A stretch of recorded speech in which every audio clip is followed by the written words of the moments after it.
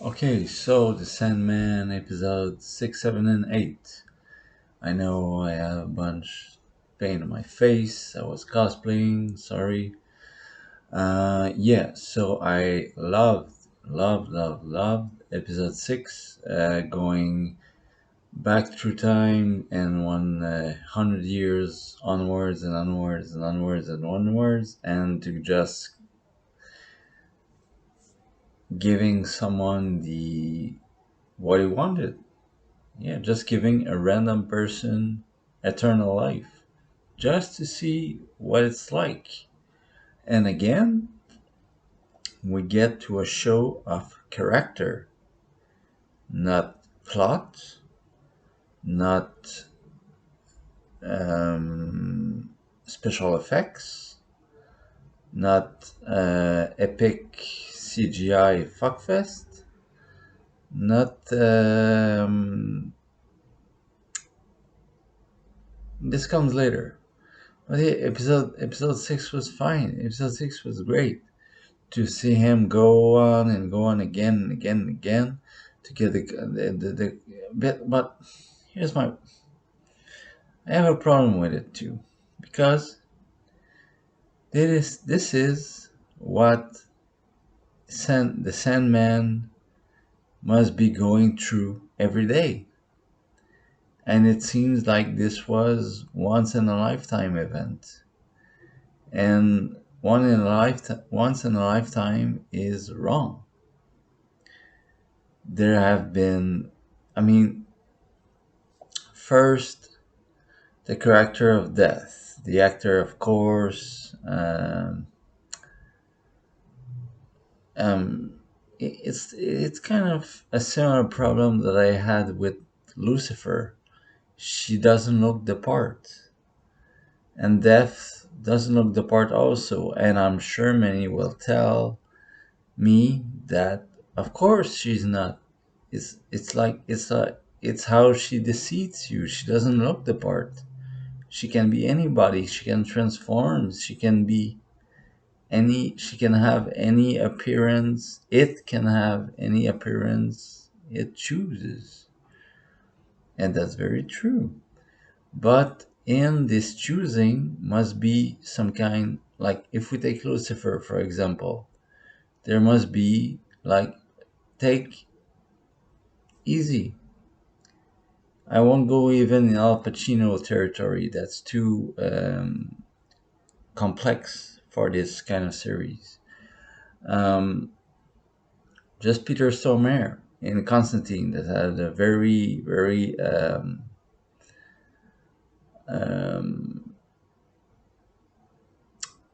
small amount of time to make his point.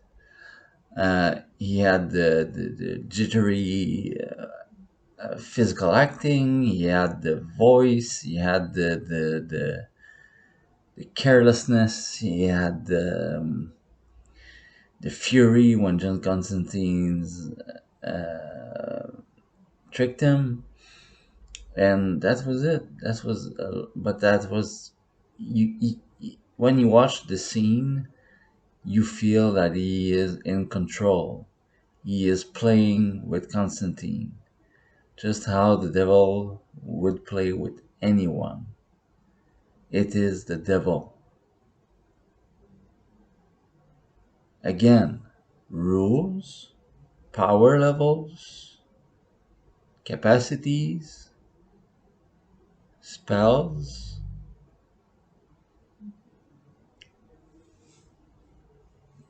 just unequivocal power. I have no idea where the Sandman is in the hierarchy of power. I know he has, like, Death is his sister.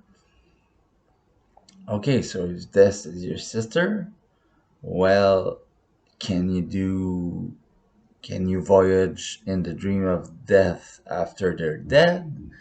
Is their soul still active? Is like I could go on and on. What? How? is this universe working? This God hierarchy working? It's not clear at all.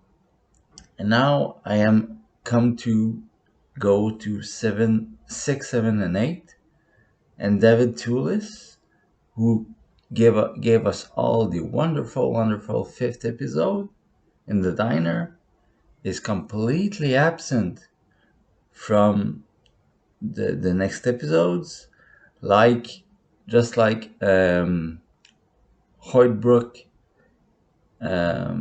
ILS villain, was completely absent too, and he pops up from nowhere, and I'm like, I'm going through I have to finish episode 9 and 10.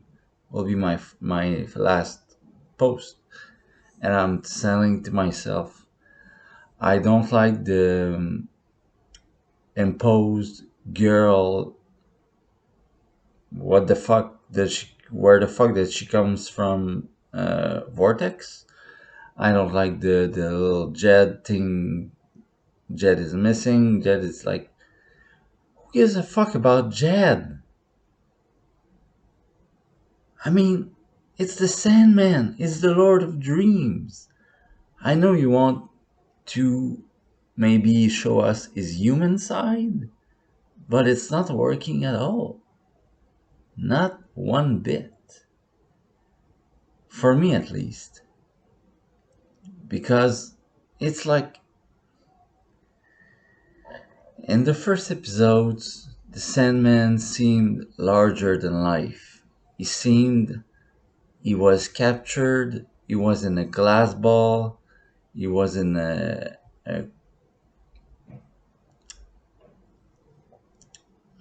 cryptogram, he was in a power, a magic spell that he couldn't break free from until 100 years on. So, now I'm telling myself, I see all your enemies. What do? They, at the end of episode 8, well, now it's Corinthian. I'm calling him Heartbroke because it's his actor's name, but it's Corinthian. But now you have two villains. You have David Toulis, who has the amulet of protection, and you have the Corinthian, who eats people's eyes for whatever reason. So 1 minute we see David Toulis, the other minute he disappears. 1 minute we see Hoytbrook Corinthian, the next minute he disappears. So there's no consistency. There's no arc to the villain. He just pops out whenever needed from the script. And there's no more, like I said, no more consistency, no more line or arc for the characters. Like they did, like I knew this, and when they went in hell, I said, however this finishes, it's gonna be a big plot hole of problems, and it was, because Gwendolyn Christie's Lucifer was exceptionally uneven, unparalleled in power, because she was downpowered. She was very much easy to defeat. She was not a threat for Sandman at all. And if that's the problem, if you go against Lucifer at episode 4, not even the middle of the season, and you beat him, her, it, whatever, so easily, I thought, well, I thought it looked easy, at least. Even if it wasn't easy, You've beaten Lucifer, the Lord of Hell. You're the Lord of Dreams. So again, rules, power levels. I am completely lost. I don't know what power, what demon can do what. I don't know what Lord of Dream or Death or Hell or Paradise or whatever can do. I don't know what a dream vortex is, but that seems to be the main event of the climax because they've been working on from the last three episodes on the black girl with the colorful dreads. I have no idea. And now she's appearing in anyone's dreams. And there's the stupid. Look, I have had a father like this. My father was the same. He was a psychotic, narcissistic, violent, abusive father. Why did he have children? I don't know. Beats the hell out of me. But that makes me a bigger critic. Because, and yeah, cheers. Cheers to all the Batman fans. We're getting fucking Joker 2 and Batman 2. So let's fucking drink to it.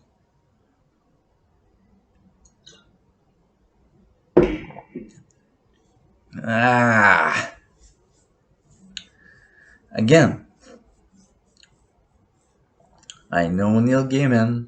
I know David S. Goyer. I know they were going to drop the ball very hard, very fast. Just think for 1 second. Just think how you saw Sandman in the first and second episode and how you see him now in the eighth. Do you see what has changed? Do you know what I'm talking about? Do you see the problem? And if you don't, well, I'm happy for you and you may well enjoy. But if you see what I see,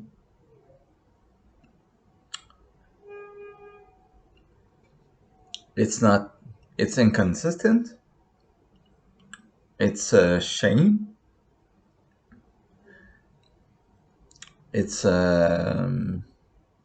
quite a loss of a good character, and it's, again, it's the death of an arc, because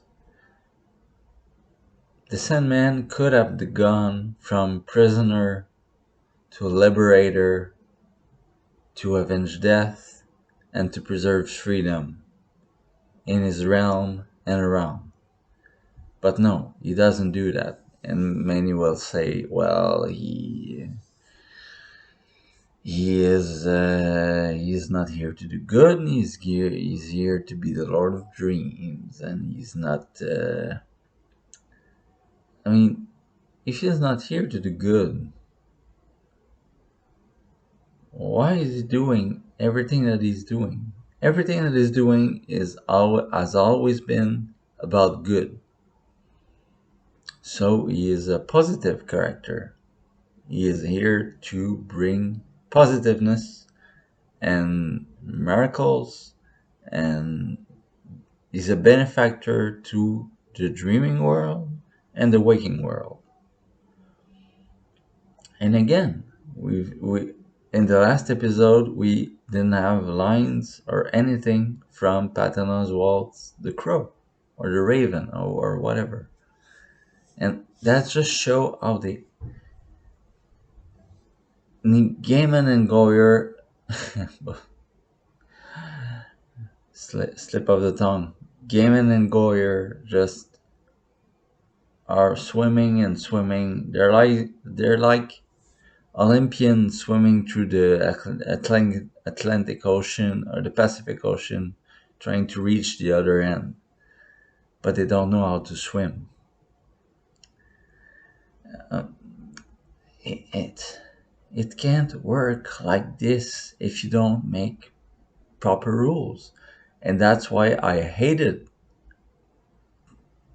God, I hated American Gods. Because I said, if a human, a simple human, can get on your little joke, gods, and create such a catastrophe on such a epic level for nothing else than boredom and plot wise, well, Mr.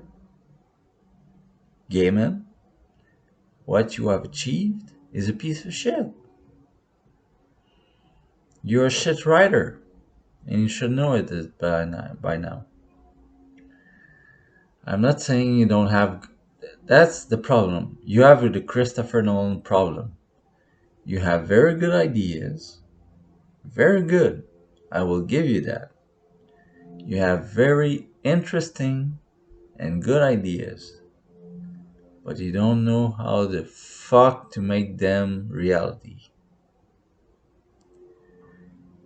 You converse through all the meadows of heaven and hell, constantly swimming, constantly bringing on your own demise. Because at the end of the day, you have put the wheels and the chains of this series into a small 8-year-old kid, 7-year-old, whatever, that the one of the villains that we don't know anything about, which is the Corinthian, and now there are fake Corinthians, so I'm completely lost. There are copycats, just like in Batman The Dark Knight. Could it be true? Could it be a coincidence? Was it written by David S. Goyer too? David S. Goyer wrote the same thing twice. What a shock. What an absolute nightmare. You see, it's all easy. When you just take a step back, breathe, and say, holy fuck, this hack writer is scheming me for my attention. And we all indulge in it. We all indulge, and we say, oh yes, give me more, give me more, give me more. I mean, you have for the Sandman you have created that is barely there for the second half of the season. He is barely there. He barely does anything. He doesn't look in control at all. And it was remember at the beginning of the season, just the loss of Gregory. Who is Gregory? A gargoyle. When have we seen it? A few seconds here and there in the first two episodes. And when he took it away, it was so emotional, so yeah, just a gut punch, an emotional, like Abel was crying, and the characters were really distraught, and he said, oh, the loss of Gregory will not be in vain. So he was a preserver of life and dreams and good dreams. But now he's just turned the opposite into whatever the fuck. I mean, now it's all about Jed and Rose. Rose is a dream vortex, whatever. I hate that they chose this climax, because it's gonna be the climax, because we have 2 episodes left, so what the fuck? They can't invent a new climax in 2 episodes. At least I don't. I sure hope not. And yeah, you take time with her, but you don't. I don't see the switch between. For me, the first season was all about beating the Corinthian. That's enough. Beating the Corinthian is enough. We hate him. We despise him. David Toulis with the Ruby is a good character that that could be recurrent in the villain in season 2. I would buy that. I would love that. But now we don't have any more. Yeah, I'm trying to say this carefully, but okay. Now we have the Corinthian stealing Jed from his home, manipulating him. That's what he does. And the first idea that comes to mind is, well, what the fuck does he? Why doesn't he kill him right there and now? Why? Because he's a child? Sorry, that's not a good reason. Not for a comic book villain. Not for as serious as this series is, a fantasy villain. Being a child, I mean, nothing stopped him before um, for killing anyone and anything and stealing their eyes. So why is he stopping? Why is he even driving a child from place to place? Do your damn job and get away with it. Doesn't make sense. And I don't understand how. I don't understand how they think. Because now, for the last 2 episodes, we have the Corinthian and against Rose and the Dream Vortex. But Rose is a nothing character. Rose is just there because her mother was in the sleepy sickness and gave birth. Okay, I'll give this movie that. This series. When Lita Hall, or the supervisor of Rose. I don't remember quite her name because we don't see her very often. She wakes up from her dream with her boyfriend or husband or whatever in her dream, and in her dream she was pregnant, and then in reality she became pregnant. That's powerful. That's very, very powerful shit. Because it seems like what happens in dreams can turn into reality. But again, if anybody can do this at any time, you have to think of the rules. Because you've just opened the door on a fucking 1,000,000,000 of plot holes. So, my friend, yeah, so that's why that was the last 6, 7, and 8 episode. Again, episode 6, going through time, 100 years again, over and over. Very well edited, very well crafted. The costume designers, the actor that played the guy who lived for hundreds and hundreds of years, and the philosophy behind it was very, very excellent. But the problem is, it has nothing to do with the plot. I don't care if you're a series with 20 episodes. I don't care if you do something for 1 or 2 hours. that have nothing to do with the plot. But if you're doing a 10 episode series and you concede more than at least an hour to this character, and he's completely worthless and meaningless, well, now we have a problem. So that's just my take on it. Whatever the dream vortex is, it's not clear at all.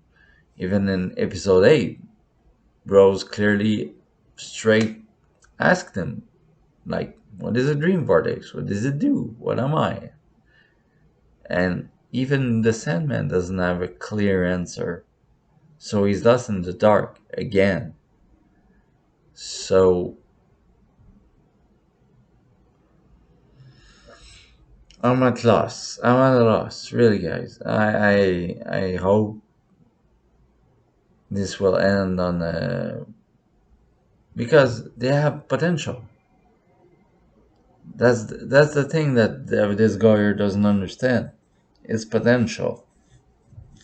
And Neil Gaiman, they both have great. They're both great idea men, but for developing their ideas and selling them and creating a world around it is completely lost.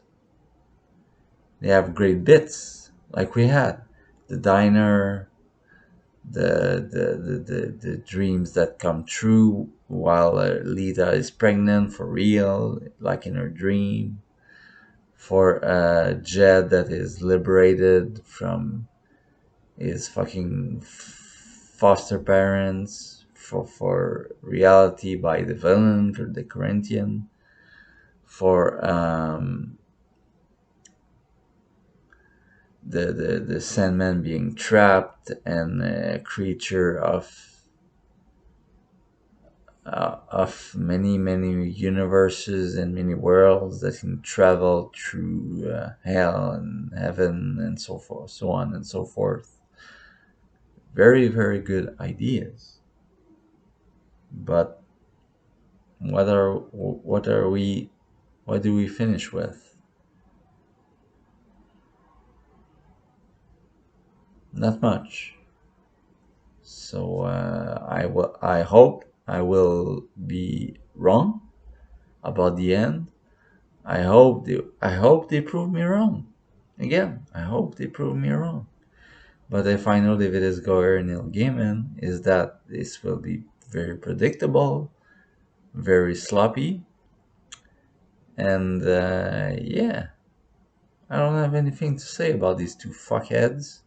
So let's just go into 9 and 10 with the next video, and hope you enjoy. It's the last thing I can say, guys. It's at the end of the day, was this season worthy of watching it? I think so. I think so. It's the soundtrack is great. The two first and the two first episodes are great. The diner episode is absolutely epic. David Lewis is great. Um, Corinthian is great, a great villain, but we don't know anything about him, so it's hard to relate to him when we don't know anything. It's like trying to be the Joker when you don't have the background of mythos to make you the creature or the villain of the again, I don't know anything about the comic books, so I'm sure in the comic books it's very oh shit.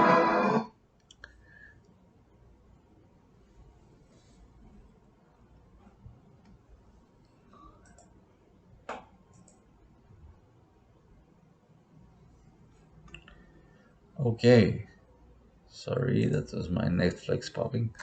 Yeah, so again, uh, I hope they prove me wrong. I'm gonna try to finish it tonight and to give you my final say on the matter. And I just hope they prove me wrong. That's it. I just want to be proved wrong. I want to be positive towards the new, fresh ideas of Gaiman and Goyer, and that's all I want. I just want good product, good piece of art to see, to realize, to enjoy. I just want to enjoy like everyone else. Why can you give me that? Stop tripping in your own feet. Focus, look, and give me enjoyable shit. That's all I ask. See you on the next episode, guys.